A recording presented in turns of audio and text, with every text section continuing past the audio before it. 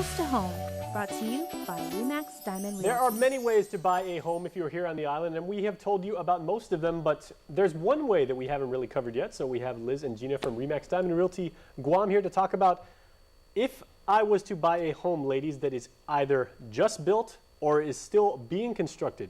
We haven't even talked about this, but I'm sure this has a few coinky dinks, shall we say, and everything like that. So Liz, what makes this such a exceptional situation? Well, going into that, there's a lot of parts that are involved in buying a house that hasn't been fully constructed. So, you know, one of the things is, I think before you do that, you want to find out who the builder is.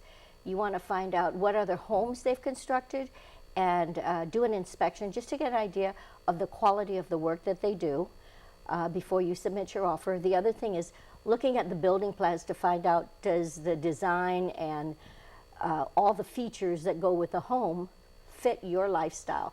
Because otherwise, the house may be completed, you've submitted your offer, and then you're disappointed with the different items that were installed in the home.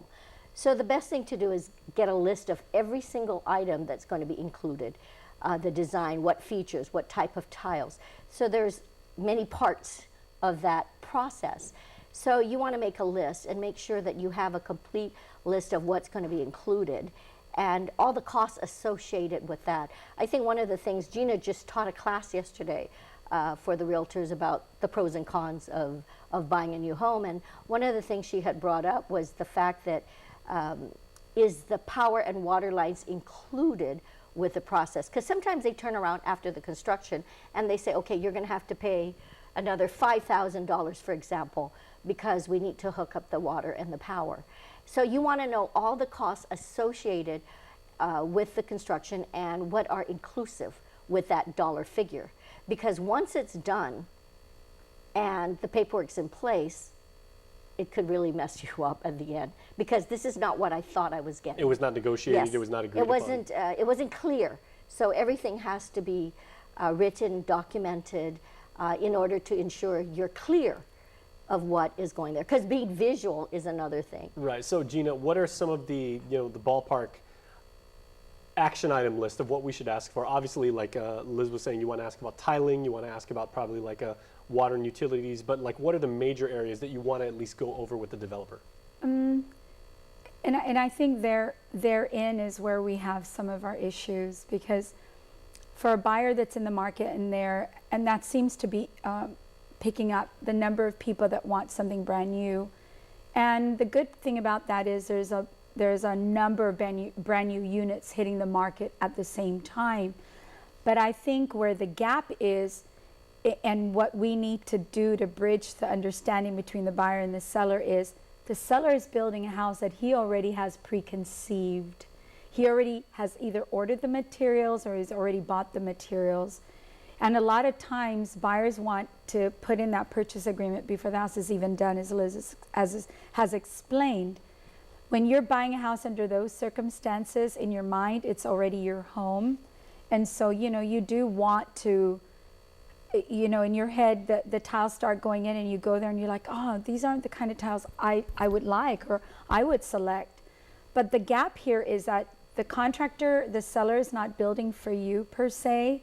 They're really building for themselves. Right. Mm-hmm. And when that property is done, and so they've already perhaps pre-bought the material. So when so they're expecting that. So when you go in and you look at it and it's still concrete, and then you're thinking in your head, oh yeah, I love the floor plan. I think I'm going to love this house, because in your head it's already your home. Then you go later and you don't like the tiles, you don't like the fixtures in the bathroom. There's the gap that Liz is talking about.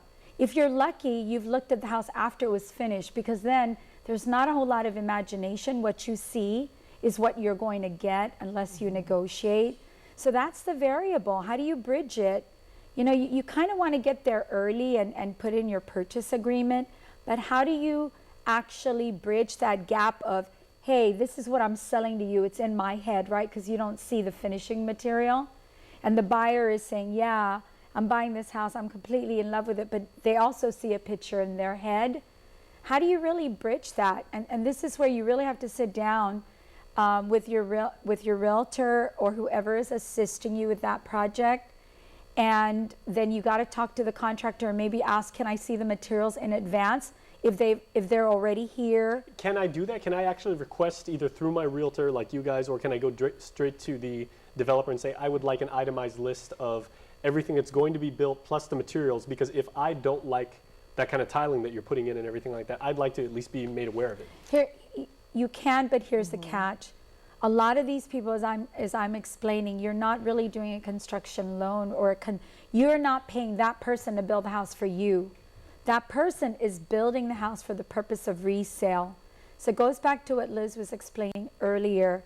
If that seller or contractor is not accommodating, because you know they're on a time schedule, they're trying to get these houses completed, they may not be the type of seller that wants to pause and say, okay, let me take you to go show you the tiles that I've selected, or let me allow you to pick it out. They may not be comfortable with that, and It just complicates it. it complicates things. What if you do pick out the tile and then for whatever reason you don't buy the house? So once again, this sounds like It's- it all comes down to Yes. be a very, very informed buyer, educate yourself, and Right. probably even better than that, go through you guys, because you guys have years of experience. We're kind of like intermediary. We would coordinate and then tell them what's available. But the problem is it gets complicated when a contractor is already building a structure and then the buyer and has everything, and the buyer wants to customize it or do this, or the developer, sometimes it's a headache because they've already gone through the process, have all the materials ready. And who wants to do more work for something we're not going to get paid for? Exactly. Or a guarantee that It's they're outside going the to. scope of work. Yeah. Exactly. That's the key. It's outside the scope of work. All right. Yes. I've learned something today too, as always. So then thank you very much. And of course, people can contact you guys at Remax Diamond Realty. What are your numbers once again? Because people certainly have a bunch of questions. 687-8885 is Gina's number, or 687-0911. 0911. That's the one Yes. that no one's going to ever No be able one's to going to forget. forget it. How did you secure that number, by the way? I just thought of it. I figured, hey, and this was years ago. Well, good job. Yeah. Well done. All right. Thanks again. Thank you. you. All right, please stay tuned. We are back right after this.